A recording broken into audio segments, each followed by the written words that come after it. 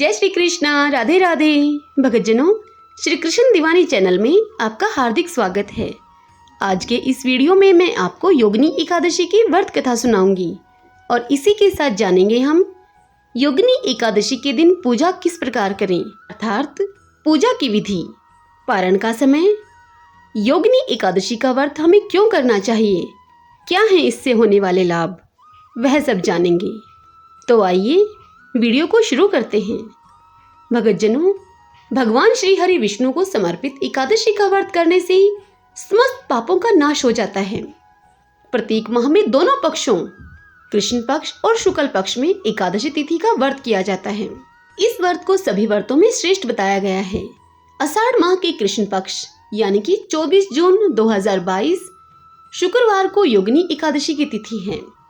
माना जाता है कि योगिनी एकादशी का व्रत करने से इस पृथ्वी लोक पर भोग और परलोक में मुक्ति मिलती है। एक पौराणिक धार्मिक कथा के अनुसार इस दिन व्रत करने से कुष्ठ रोग से भी छुटकारा मिलता है। तो आइए जानते हैं योगिनी एकादशी व्रत से हमें क्या फायदा होता है। भगवान श्री कृष्ण युधिष्ठिर को योगिनी एकादशी का महत्व बताते हुए बताते हैं कि आषाढ़ कृष्ण एकादशी व्रत को योगिनी एकादशी व्रत कहते हैं। यह इसी नाम से प्रसिद्ध है। जो लोग योगिनी एकादशी का व्रत करते हैं उनके समस्त पाप मिट जाते हैं। योगिनी एकादशी व्रत करने से मृत्यु के बाद नरक लोक के कष्टों को नहीं भोगना पड़ता है। जो भी मनुष्य योगिनी एकादशी का व्रत रखते हैं उनको मृत्यु के बाद यमदूत नहीं, देवदूत लेने के लिए आते हैं। उस व्यक्ति की आत्मा को स्वर्ग में स्थान मिलता है। योगिनी एकादशी व्रत के पुण्य और भगवान विष्णु की कृपा से व्यक्ति को मोक्ष की प्राप्ति होती है। जो भी व्यक्ति योगिनी एकादशी का व्रत करता है उसे 88,000 ब्राह्मणों को भोजन कराने का पुण्य लाभ प्राप्त होता है। अब जानते हैं योगिनी एकादशी की पूजा का शुभ मुहूर्त और पारण का समय। योगिनी एकादशी के दिन आप सुबह से ही पूजा पाठ कर सकते हैं, क्योंकि इस दिन सुबह से ही साध्य योग और शुभ योग 9:40 से प्रारंभ हो रहा है। 25 जून को योगिनी एकादशी व्रत का पारण सूर्योदय के बाद प्रातः 5:41 से प्रातः 8:12 के बीच कर सकते हैं। व्रत का पारण करने से ही एकादशी का व्रत पूर्ण माना जाता है। आइए अब जानते हैं योगिनी एकादशी व्रत की पूजा विधि। प्रातःकाल स्नान करके भगवान विष्णु और माता लक्ष्मी को पीले आसन पर बिठाकर पुष्पमाला से सुसज्जित करके उनकी अर्चना करें। भगवान विष्णु से प्रार्थना करें कि वह आपके अंदर सकारात्मक ऊर्जा का संचार करें और माता लक्ष्मी आपका घर धन भंडार से भर दे।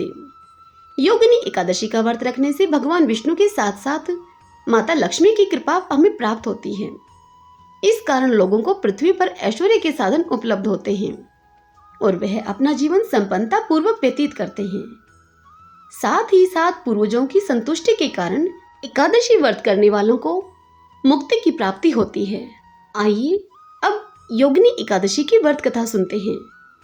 सब बोलिए विष्णु भगवान की जय। ओम नमो भगवते वासुदेवाय। स्वर्ग की अलकापुरी नामक नगरी में कुबेर नाम का एक राजा था।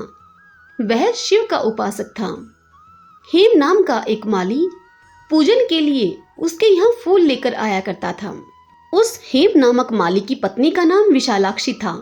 वह बहुत ही सुंदर स्त्री थी। एक दिन वह मानसरोवर से पुष्प तो ले आया, लेकिन मन भटकने की वजह से वो पत्नी को देखकर कामासक्त हो गया और उसके साथ रमण करने लगा। उधर पूजा में विलंब होने के कारण राजा कुबेर ने सेवकों से माली के न आने का कारण पूछा, तो सेवकों ने राजा को सारी बात सच सच बता दी। यह सुनकर कुबेर बहुत क्रोधित हुआ और उसने माली को श्राप दे दिया। गुस्से में कुबेर ने हेम माली से कहा कि तूने कामवश होकर भगवान शिव का अनादर किया है। मैं तुझे श्राप देता हूँ कि तू स्त्री का वियोग सहेगा और मृत्युलोक अर्थात पृथ्वी पर जाकर कोढ़ी बनेगा। कुबेर के श्राप से हेममाली का स्वर्ग से पतन हो गया और वह उसी क्षण पृथ्वी पर गिर गया। पृथ्वी लोक में आते ही उसके शरीर में कोढ़ हो गया। तत्पश्चात वह काफी समय तक इसी दुख को भोगता रहा। फिर एक दिन वह मार्कंडेय ऋषि के आश्रम में पहुंच गया। उसे देखकर मार्कंडेय ऋषि बोले कि तुमने ऐसा कौन सा पाप किया है जिसके प्रभाव से तुम्हारी यह दशा हो गई है। तब हेममाली ने ऋषि को पूरी बात बताई। हेममाली की उस व्यथा को सुनकर ऋषि ने उसे योगिनी एकादशी का व्रत करने के लिए कहा। हेममाली ने विधि पूर्वक योगिनी एकादशी का व्रत किया, जिसका उसे सफल परिणाम मिला। हेममाली अब कुष्ठ रोग से मुक्ति पाकर अपने पुराने रूप में आ गया और पत्नी के साथ सुखी जीवन यापन करने लगा। सब बोलिए विष्णु भगवान की जय।